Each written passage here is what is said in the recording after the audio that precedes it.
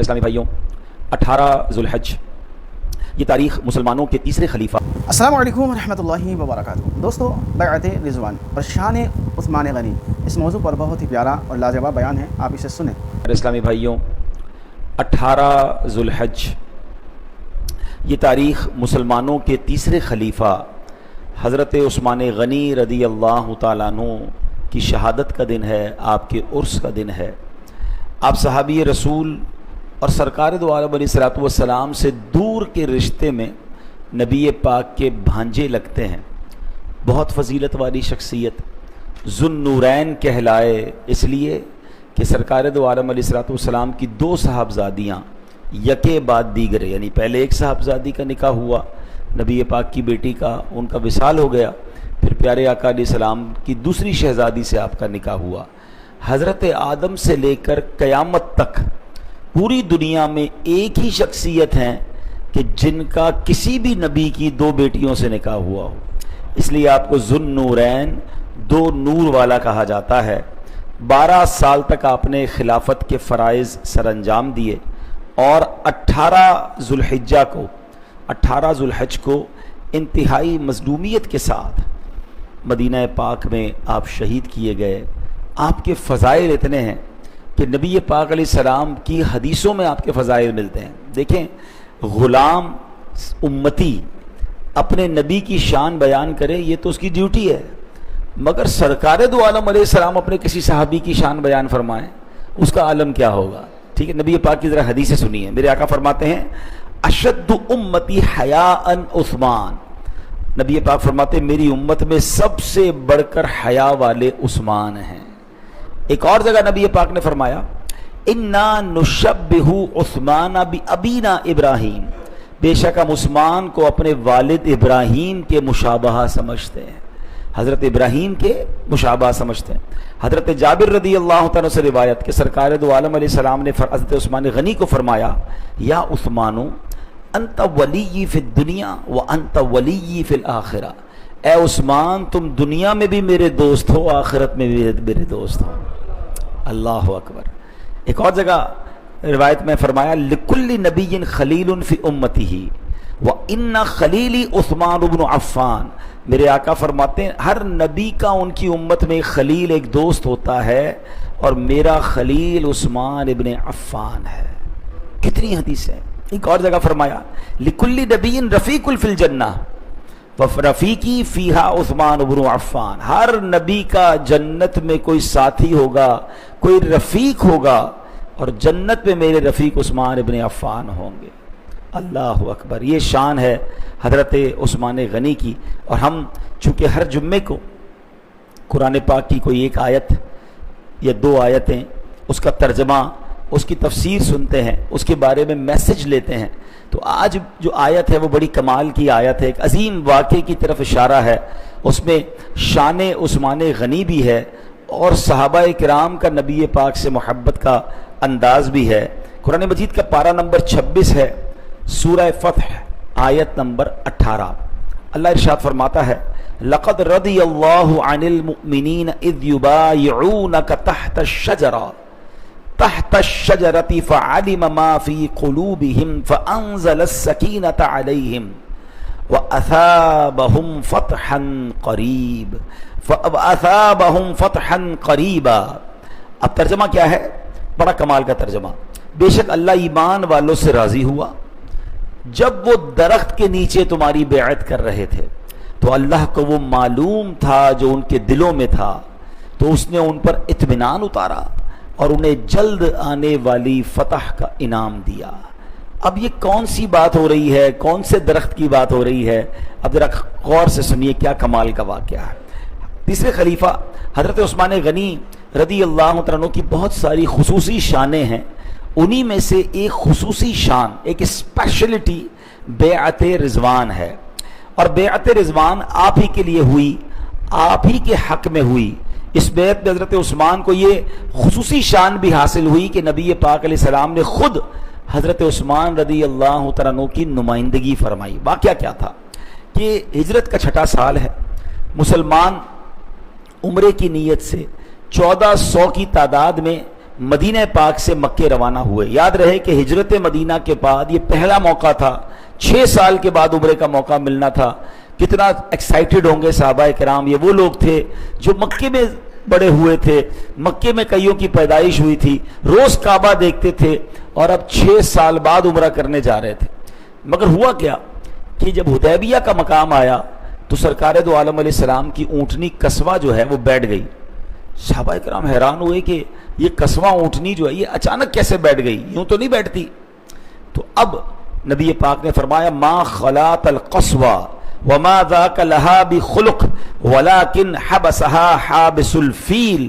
فرمایا قصوہ جو ہے میری اونٹنی ضد کر کے نہیں بیٹھی ہے, نہ یہ اس کی عادت ہے, بلکہ اس کو اسی رب کریم نے بٹھایا ہے, روک دیا ہے جس نے ہاتھیوں کے لشکر کے جو ابرہا کی جو فوج تھی نا اس کو روک دیا تھا. یعنی یہ اللہ کا حکم ہے, اس میں کوئی راز ہے, اس میں کوئی حکمت ہے. تو نبی پاک علیہ السلام نے پھر کیا اعلان فرمایا کہ یہ قافلہ اب حدیبیہ میں ٹھہرے گا, یہاں رکا جائے گا, یہ اللہ کا حکم اور یہ سبحان اللہ مشیت الہی ہے. اب نبی پاک کا تو کمال ہے, مگر پیارے آقا کی اونٹنی بھی کیسی با کمال ہے کہ اس کے بیٹھنے پر, کیونکہ یہ ناقۃ اللہ تھی, یہ اللہ کی طرف سے گویا ایک ایسا اشارہ تھا, تو اب تمام لوگ وہاں پر رک گئے.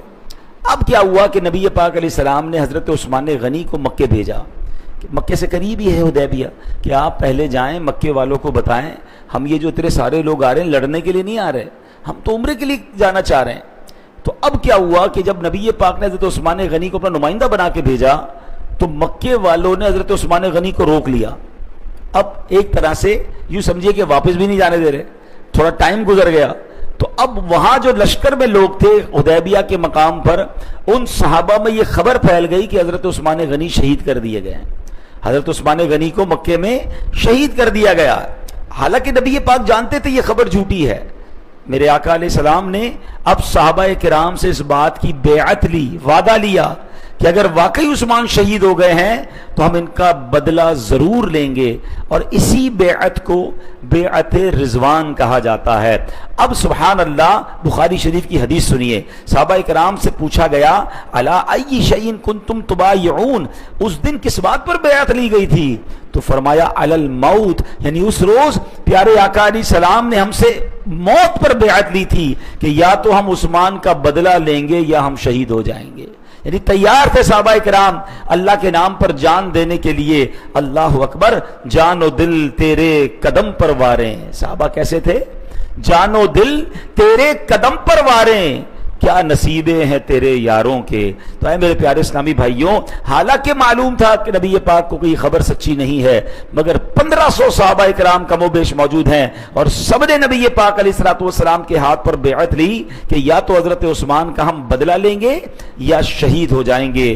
اللہ سے کیا پیار ہے عثمان غنی کا, اللہ سے کیا پیار ہے عثمان غنی کا, محبوب خدا یار ہے عثمان غنی کا.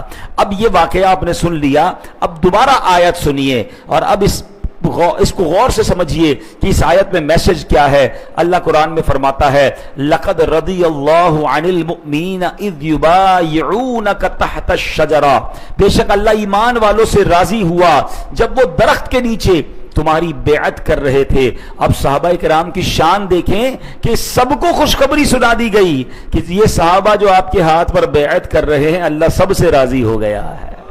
قرآن میں اعلان کر دیا کہ بیت رضوان والے جتنے صحابہ ہیں ان سب سے رب راضی, ان سب کو گویا جنت کا مژدہ مل گیا. آگے فرمایا فعلم ما فی قلوبہم, تو اللہ کو وہ معلوم ہے, اللہ کو وہ معلوم تھا جو ان کے دلوں میں ہے. یعنی ان کے دل میں جو اخلاص تھا, جو اللہ اور اس کے رسول کے نام پر جان لٹانے کی نیت تھی, اللہ اس نیت کو بھی جانتا ہے. پھر آگے انعام کیا ملے گا؟ فرمایا فَأَنزَلَ السَّكِينَةَ عَلَيْهِمْ وَأَثَابَهُمْ فَتْحًا قَرِيبًا, فرمایا تو اس نے ان پر اطمینان اتارا اور انہیں جلد آنے والی فتح کا انعام دیا. اب ذرا غور فرمائیں, جنہوں نے بیعت کی, جن صحابہ نے, اللہ ان سے راضی ہو گیا. پھر فرمایا ان کے دلوں میں جو موجود اخلاص ہے, پکا ایمان ہے, اللہ نے اس کی قرآن میں گواہی دی، ان پر سکون بھی نازل فرما دیا اور انہیں فتح کی بڑی خوشخبری بھی سنا دی۔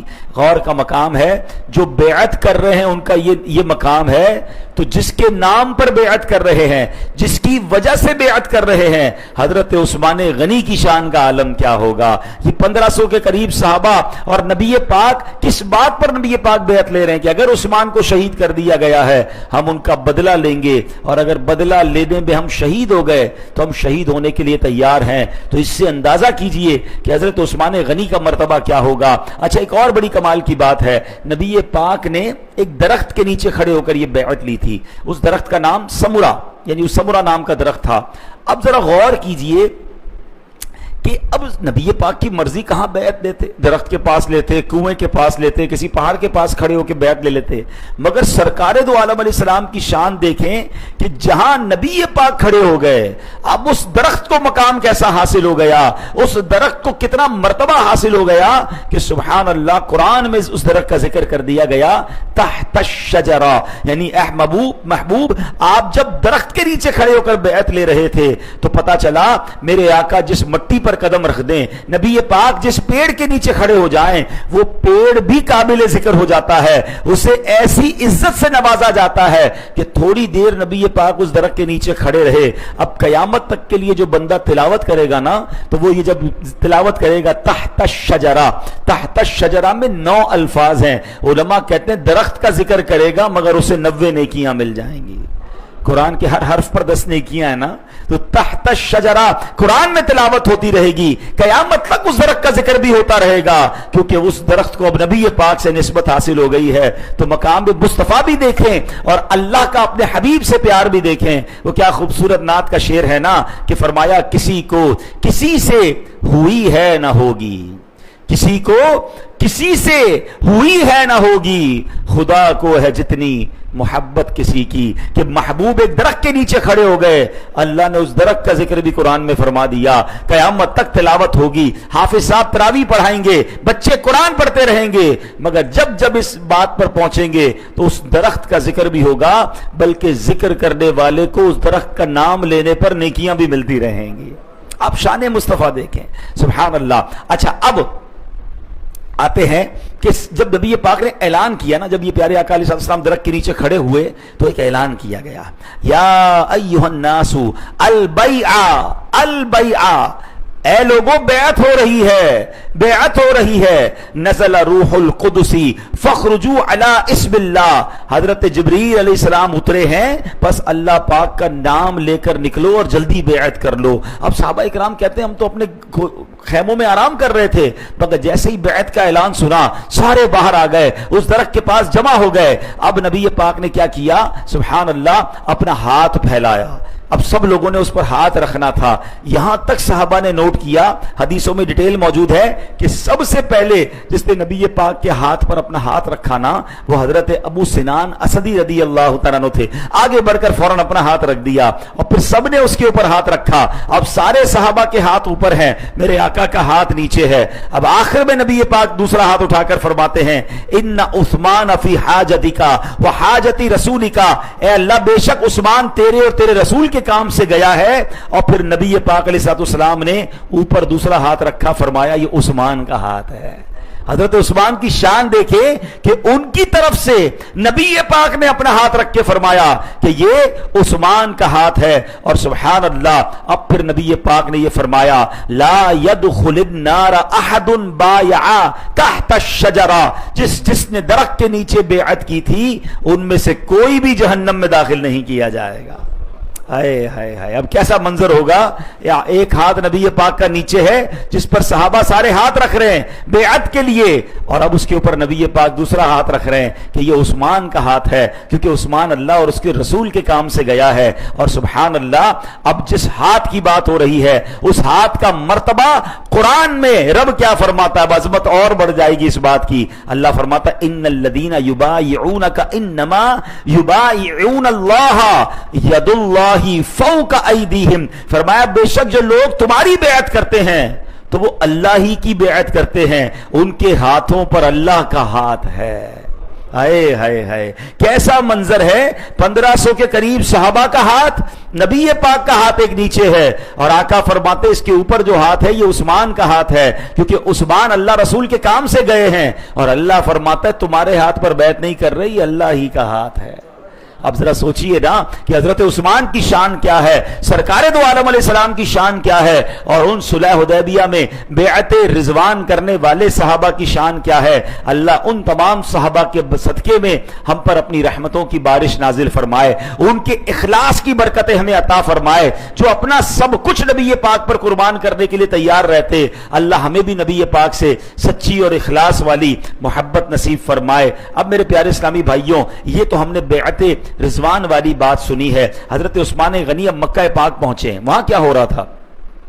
تو وہاں آپ کے چچا زاد بھائی ابان بن سعید آپ کو ملے، اور وہ آپ کو دیکھا انہوں نے کہ حضرت عثمان غنی کا جو کپڑے ہیں وہ ٹخنوں سے نیچے ہیں، ٹخنوں سے تھوڑے سے اوپر ہیں، جو تہبند تھی وہ ٹخنوں سے اوپر تھی۔ اس زمانے میں لوگ تفخر سے، فخر سے، غرور سے، گھمنڈ سے اپنے کپڑے ٹخنوں سے نیچے لٹکایا کرتے تھے۔ جو امیر لوگ ہوتے تھے وہ ایسے کپڑے پہنتے تھے۔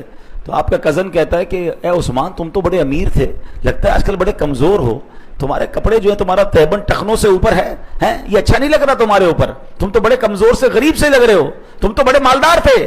آپ کے کزن ہوتے ہوئے آپ کو کہہ رہے ہیں۔ حضرت عثمان غنی نے کتنا پیارا جواب دیا کہ میرے آقا علیہ الصلوۃ والسلام کا تہبند ایسے ہی یعنی ٹخنوں سے اوپر ہوا کرتا تھا۔ کیا پیارا جواب دیا۔ تمہیں برا لگتا ہے تو برا لگے، آج کل ٹرینڈ کچھ اور ہے تو الگ بات ہے، میرے نبی کا تہبند جو ہے وہ ٹخنوں سے اوپر ہوا کرتا تھا، اور سبحان اللہ میں انہی کی سنت کو ادا کر رہا ہوں۔ اے میرے پیارے اسلامی بھائیوں، یہ تھے صحابہ کرام۔ دنیا کیا کہتی ہے، دنیا کو اچھا لگ رہا ہے کہ نہیں لگ رہا، آج کل فیشن کیا چل رہا ہے، آج کل ان کیا ہے، لوگ یہ دیکھ رہے ہوتے ہیں کہ دنیا میں کیا چل رہا ہے۔ ارے میں نبی پاک کا امتی ہوں، اور مجھے میرے قرآن نے کہا ہے لقد کان لکم فی رسول اللہ اسوۃ حسنہ، بے شک تمہارے لیے اللہ کے رسول میں بہترین نمونہ ہے۔ ارے قرآن نے آئیڈیل بنانے کا انہیں کہا ہے، اور لوگ کہتے ہیں آج کل فیشن یہ چل رہا ہے۔ کبھی کبھی ہم حیران ہو جاتے ہیں کسی نوجوان کو دیکھ کر کہ ایسی پینٹ پہنی کہ پینٹ میں بھی سوراخ ہیں، بندہ کہ بیچارہ کہیں گر گیا ہوگا، اس کی پینٹ پھٹ گئی ہوگی، کہتے نہیں یہ ٹرینڈ ہے، آج کل پھٹی ہوئی پینٹ پہننا ہے۔ ارے اللہ کے بندے، کسی انگریز نے پھٹی ہوئی پینٹ پہن لی تم اس کے پیچھے چل پڑے، اب پتہ چلا نہیں وہ پینٹ آدھی کاٹ کے پہنتے ہیں تو آدھی کاٹ دی، پتہ نہیں آگے پینٹ پہنیں گے کہ نہیں اس کی، کیونکہ کسی اور نے اتار دی ہوگی۔ خدا کے بندے کس ریس میں ہم لگ گئے، کبھی بال عجیب و غریب، کبھی اسٹائل عجیب و غریب۔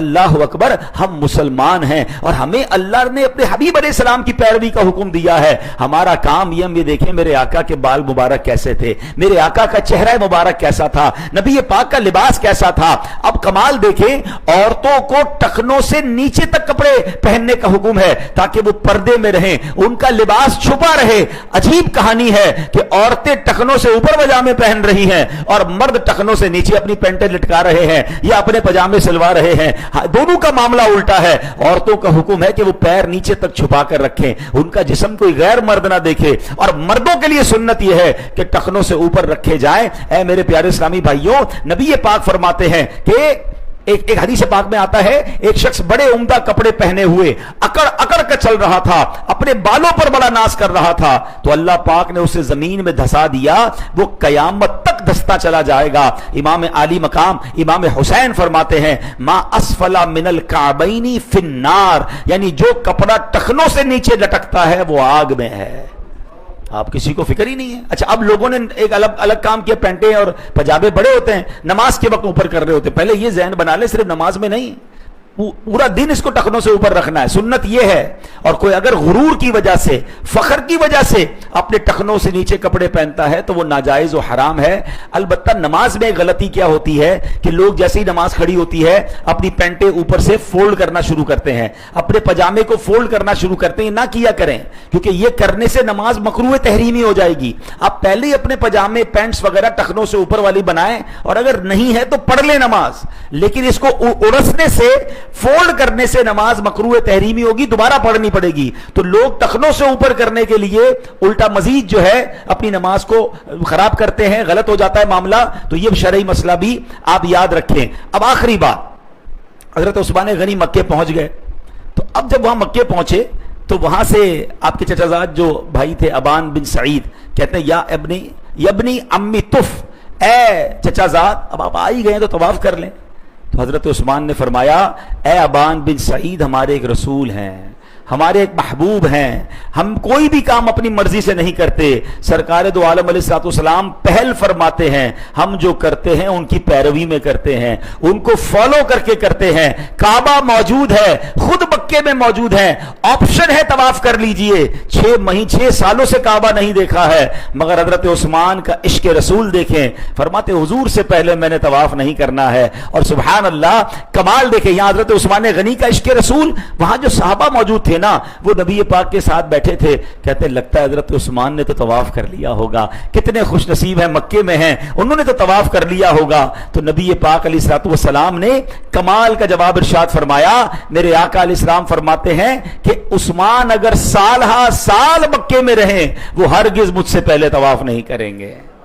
نبی پاک کا حضرت عثمان پر اعتماد دیکھیں کہ میں جانتا ہوں عثمان کو، عثمان برسوں مکے میں رہیں، مجھ سے پہلے طواف نہیں کریں گے۔ اور سبحان اللہ قرآن نے بھی ہمیں یہ حکم دیا ہے، نبی پاک سے محبت اور آپ کی پیروی کا درس ہمیں قرآن کیسا دیتا ہے۔ اللہ قرآن میں ایمان والوں سے فرما رہا ہے، یا ایھا الذین آمنوا لا تقدموا بین یدی اللہ ورسولہ واتقوا اللہ ان اللہ سمیع علیم۔ کیا فرمایا؟ اے ایمان والو، اللہ اور اس کے رسول سے آگے نہ بڑھو اور اللہ سے ڈرو، بے شک اللہ سننے والا جاننے والا ہے۔ حضرت عائشہ صدیقہ رضی اللہ تعالی عنہا سے روایت ہے کہ بعض لوگ رمضان کریم سے ایک دن پہلے ہی روزہ رکھنا شروع کر دیتے تھے، ان کے بارے میں یہ آیت نازل ہوئی کہ اپنے نبی علیہ السلام سے آگے نہ بڑھو۔ مفسر قرآن مفتی احمد یار خان نعیمی رحمت اللہ تعالی علیہ اس حدیث کے تحت فرماتے ہیں، آیت کریمہ میں دیا گیا حکم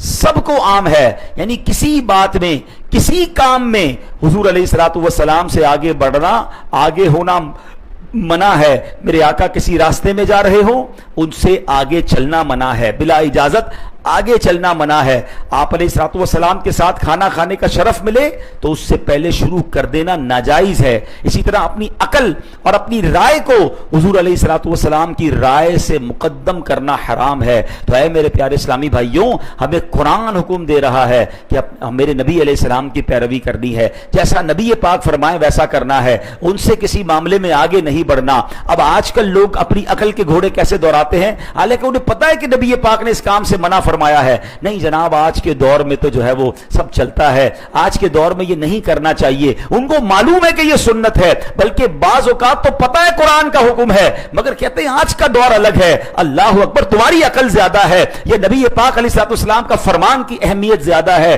یاد رکھیے قرآن و حدیث یہ صرف اس زمانے کے لیے نہیں، آج کل کچھ لوگ یہ بھی باتیں کرنا سوشل میڈیا پہ شروع ہوئے ہیں کہ جناب وہ تو عرب کا دور تھا، اس زمانے کے لیے یہ سنتیں تھیں، اب یہ سنتیں نہیں ہیں۔ ایک بات یاد رکھیے، قرآن رہتی دنیا کے لیے راہ ہدایت ہے۔ حدیث پاک میرے آقا علیہ السلام یہ قیامت تک کی آنے والی امت کے نبی ہیں، ایسا نہیں وہ اس دور کے نبی تھے، کیونکہ آپ کے بعد کسی اور نبی نے نہیں آنا، تو ان کی شریعت ان کے احکام یہ آخری زمانے تک موجود ہیں۔ تو اے میرے پیارے اسلامی بھائیوں، اب اس پوری باتوں سے جو حضرت عثمان غنی کا عشق رسول ہم نے دیکھا، ان کا مقام دیکھا، ان کا نبی پاک علیہ الصلوۃ والسلام کے فرمان کے مقابلے میں اپنی عقل سے فیصلہ کرنا نہیں تھا۔ ارے کعبہ موجود تھا مگر طواف نہیں کیا کہ نہیں میرے حضور ساتھ نہیں ہیں، میرے حضور کو نہیں آنے دیا ہے، وہ پہلے طواف کریں گے تو ہم طواف کریں گے۔ تو پتہ یہ چلا کہ عشق رسول یہ ایمان کی اساس ہے، اپنی عقل سے فیصلے کرنے کی بجائے عشق کو آگے رکھنا ہے۔ بڑا پیارا شعر ہے نا، عقل کو تنقید سے فرصت کہاں، عقل کو تنقید سے فرصت کہاں، عشق پر اعمال کی بنیاد رکھ۔ ہمیں عشق پر اعمال کی بنیاد رکھنی ہے کہ ہمارا عشق رسول پہلے ہونا چاہیے۔ تو آج کے دور میں بھی کئی لوگ آپ کو یہ سمجھانے آتے ہیں،